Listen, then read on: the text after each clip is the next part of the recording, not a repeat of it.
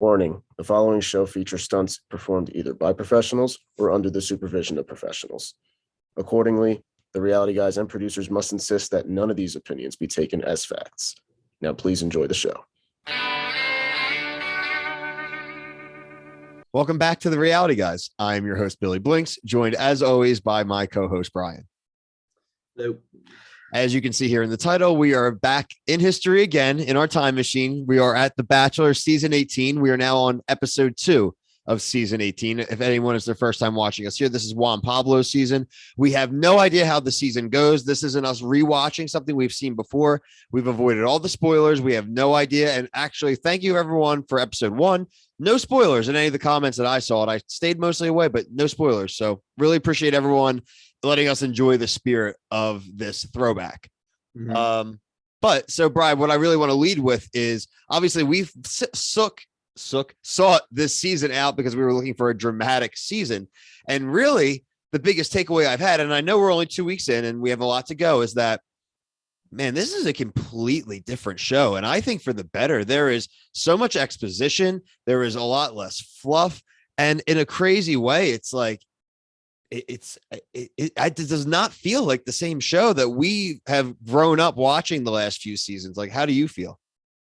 No, I agree. I wonder if it's either like the producers changed or like the women, today's women is just different. Like you're just going on for attention. Like it seemed, like we said this last week, it seems like they want to actually be on there for Juan Pablo. Yeah. But I don't know. I mean, the dates are still like, they're not as dumb, but like the same problems where it's like, we'll get there, but like people being naked, women being naked and being uncomfortable, which is a normal thing, but like not a lot of like catty drama like we get today. And like, I don't know, it's just honestly, it's better to watch. It's just even the episode flow. And like I said, we can understand, even like we mentioned last week, there was the bonus episode before episode 1.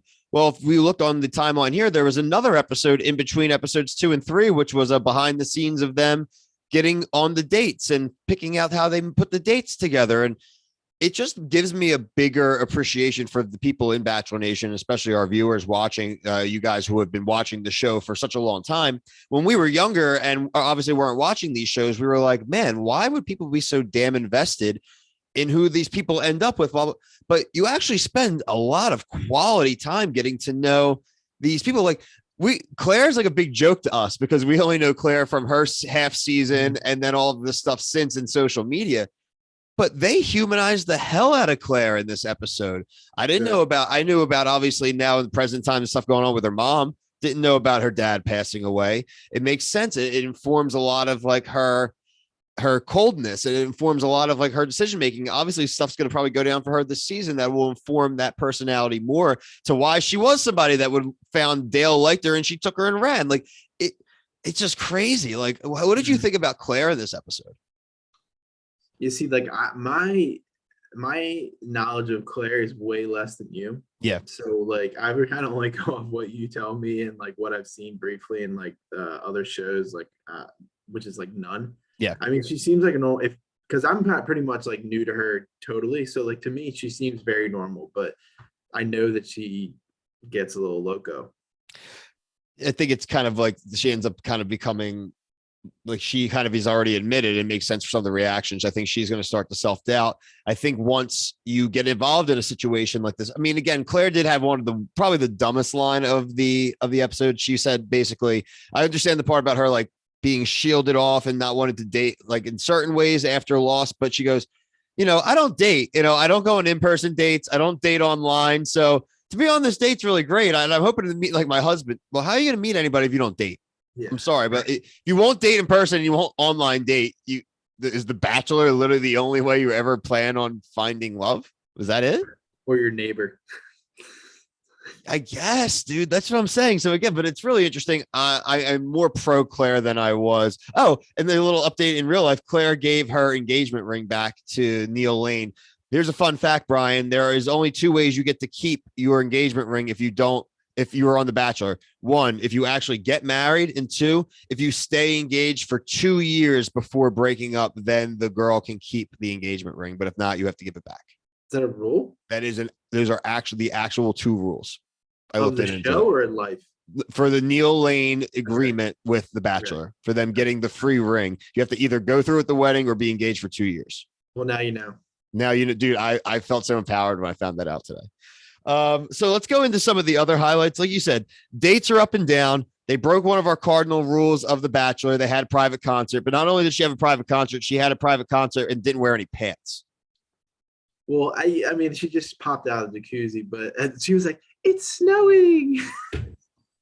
Where's the snow coming from? Yeah, maybe the 40 boom trucks right outside of the Right, camera frame, like holding up all the crap. Come on, Claire. Yeah, the guy's like trying to like play the guitar and sing, and he's like covered his hair, is like got white. He looked like Jack Torrance from the end of The Shining. His face was frozen over at the end. Right. So let me see. So let's go through some of the notable moments here. Where Molly, the male dog, big props for Molly. But where was Molly during the rose ceremony? Probably sleeping, That's fair. chewing on a bone. That dog's living a life, man. Like gets like constant attention. There's women all around, like probably petting the dog. Like, oh my God. And all the producers and camera people love Molly. Yeah. How about Lucy? Lucy in the sky with diamonds multiple times. She actually literally walked the dog naked this episode on the street. Yeah, I don't know how I feel about Lucy, to be honest with you. You know who wouldn't like Lucy? Yosef. How's he going to explain this to his kids? Right. Let's see what else. So Kat gets the other one-on-one date. Obviously, Claire got the first one. She did get her rose, so Claire lives to see another day. Kat is going to get the other one-on-one date, which, dude, was pretty sick. They flew out to Salt Lake City to go to one of the electric runs and run a 5K EDM and then go to a dance party. Not a bad first date. Right. Like I wouldn't want to run, but like the ideas of the like I thought the first day was kind of lame, to be honest with you, but like the second one was kind of cool. Like it reminded me of what you said. Like they used to do cooler things, and like that's something that to me seemed a lot cooler that they could do. This guy is so funny. He's just always just like, he doesn't really say anything. You realize that he doesn't say anything. He just goes like, I like that. That's interesting. Cool. Let's try it. Like, even like when people are upset, happy, I could start to kind of see like this dude is going to ingratiate himself into so many of these women and then probably turn them all against each other. Like, the only thing that he really talks about is like anytime like he talks to Renee about her kid or Cassandra and her kid. That's the only time that he's like giving like some deep details about like I like both Renee and Cassandra, by the way. Renee is like the house mom. I know she is a mom, but I like Renee.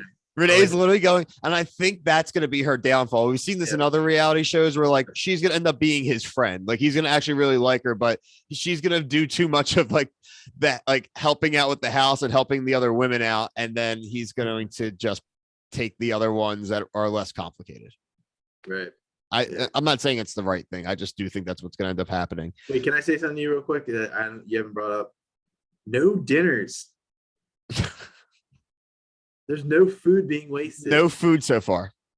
No food so far. Because they're just wasting it. I mean, what if they're going to these dinners and it's plastic food, Bill? Like we don't even know. Maybe they never feed them. That's what I love. Like the dinners that's another thing I really like. Like we don't have these fake dinners where it's like, tell us something sad about your life. You know what I mean? Oh my, there's been no one. I can be insensitive sometimes, but like the dinner seems so staged to me where it's like, oh, tell me about how you're like, tell me something tragic that happened in your life. They just say it on the date a little more. It'll come up. These things will come up. Like you said, like, for example, we were talking about the mom. She said that she brought up her son. She didn't bring him up 5 seconds in, she brought up when it was natural. Guess what? Like when you meet a person, like, and you have a child, you're not going to put that right out there to a stranger you're meeting. Like maybe you'll get to feel the person out first and find out if they're a creep or a weirdo. And then maybe you're like, hey, so something really important in my life, you know, I'm a mother. Like they're all, so far, everyone's doing things the right way. And you see like the stupid grin I have, but it's like cleansed Bachelor right now. It's like if the Bachelor and the Amazing Race had a baby right now. This is what this Bachelor is. Okay, but now let's get a little negative. The group date was a disaster. Yes. Abject disaster. The only redeeming quality of the date was the blue goatee creative director. He reminded me of the villain from Zoolander. I was also We gonna got say, to. yeah, and I was also gonna. Is that Will Ferrell? Yeah. I was also gonna say, big fat liar guy. Oh He yeah. had the like dyed orange beard, and like it looks like he was rubbing it on the dog because like the dog right where his beard was had like blue, but I think it actually dyed it. But That's it's all time super classic. strange. The date was horrible. It was photo shoot date. They, like you mentioned, the thing you end up having to try to make two of the girls get naked, and then they said it's this crock of crap. It's for the dogs. You're doing it for a good cause. Shut up, dude. Like they're gonna donate Yeah. to the dogs regardless. I don't need to be naked with this sign for the dogs to get saved. I agree. Like, and the other thing is like it was weirdly convenient that the girls they wanted to get naked were like one of them was kind of like she had like she was well I guess kind of like what they would say is a good chest, and the other one Yeah. was like pretty attractive. Like it didn't seem like it was random to me. No, I agree. I definitely agree. I Another was thing. trying to be PC. I was trying to be PC there. No, 100%. Another thing that you notice by not noticing, and it's such an improvement over what we've seen recently, you don't see Chris Harrison. He doesn't inject himself into the dates. You don't see him creeping over the bushes, making jokes, like burying up the gossip between them, telling them like they should go confront someone. At least so far, this dude just seems like he's there to make sure he hands out the damn roses, gets on his dates, and says hi every once in a while. Like, I love it. It's just the evolution of the show, and that's why like when we do these, I'm very interested to see when the change happened that they had to switch the way they did it. So we did have a kind of classic Bachelor moment, which I was really excited. Poor Victoria. We've talked about this before, Brian. They pump these people full of alcohol. They pump them full. I bet it's top shelf, whatever they want. And she got a little drunk. And sometimes you get drunk and you get really happy. And sometimes you get really drunk and you decide you hate everybody around you and everything. And you go lock yourself in a bathroom and yell at the cameraman that you're going home. What did you think of that situation? Well, I mean, this is kind of something that I'm surprised we haven't seen in the seasons that we've watched, is like they're sitting around while he's talking to like one person at a time. So like, what else are they supposed to do? Like, Exactly. I don't know. It's tough. Like you're sitting there, you're cold probably because it looks like she switched from clothes to a bathing suit. So like, what else are you supposed to do except drink? I don't know. That's the thing. Like She had that eaten? classic. You haven't seen anybody eat food or dinner, so like there's no food. No. So she only had like a glass or two too many, and she got wasted. She came out and made the U-turn. She wandered out. She saw them and she's like, no.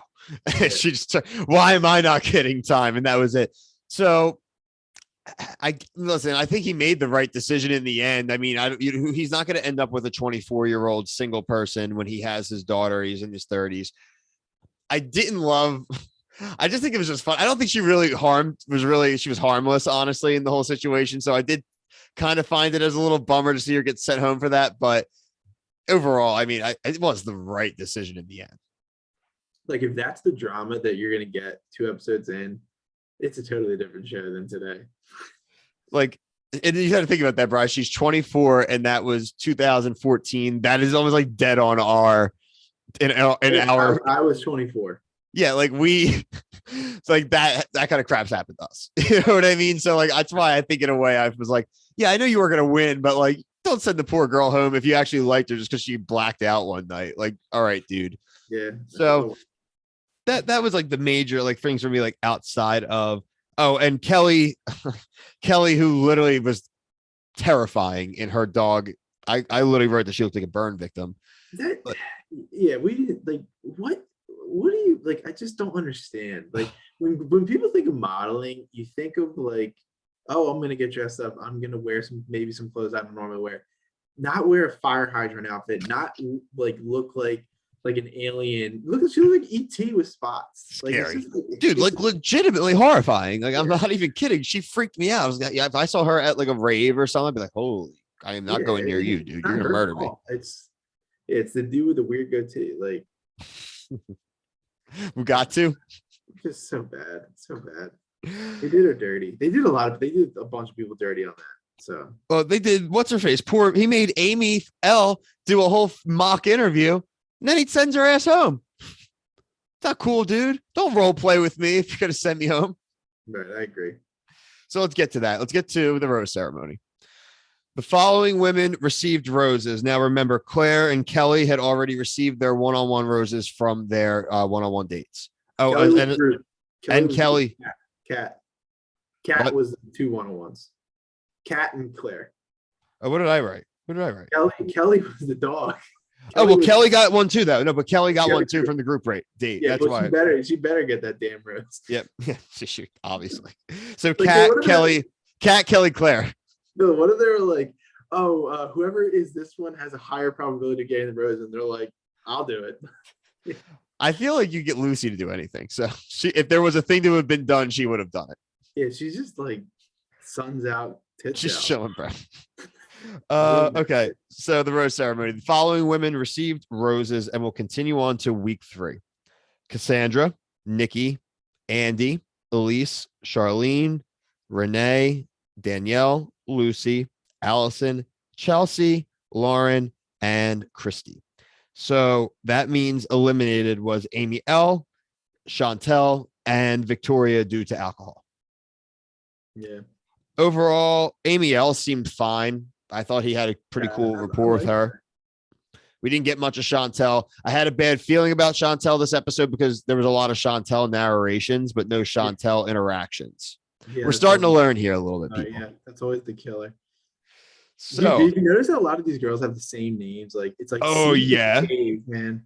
What did I just tell you about the people that got the roses? Cat, Kelly, Claire, fucking CCC and KKK, Nikki. A lot of things ending in I's, like Nikki's and Andy's.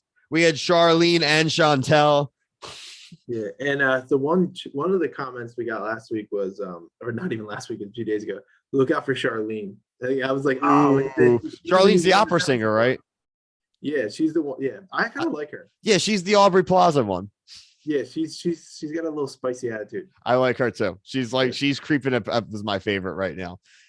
Overall, Bri, I'm loving this season. I really enjoyed all the conversation that people seem to be having around kind of having going down memory lane, which was kind of the second objective here. First objective was for us to enjoy it. And then second objective is for people who did watch it before, because most likely in our circles that we're posting this in, most of these people have seen it, but it's really cool to have them remember some things they forgot, or then to see us, like you said, talking about someone, be like, oh my God, look out for that person. And then that gets us excited to keep watching. So this will release on Friday morning. We're currently recording on Thursday. We will have episode 3 sometime either Sunday-ish or Monday here on YouTube. We're probably going to have them every 2 to 3 days. So we'll be able to get through the season in about 2 weeks or so. And then we will get your input to move on either to another season of The Bachelor or Bachelorette. But for myself and Brian, thank you. Peace.